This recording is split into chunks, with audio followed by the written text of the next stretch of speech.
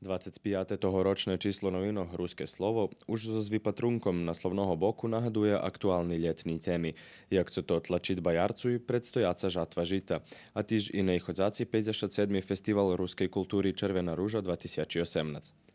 U rubriki Tižnjovnik piše o prepodavanju Čas preporodu, Rusnaciji i tvorenje kraljovini Srbov, Horvatov i Slovencov, odnosno Jugoslaviji, ktoré otrimane u kulturnim centre Novog Sadu. U rubriki Naša mesta teksti o ušorenju centru Ruskog kerestura, o Shatskog skupštinog opštinog Verbas i Šid, o novej drahi u industrijnej zoni u Šidze i o ročnim stretnucu volonteroh i zanjatih u Caritasu Serbiji.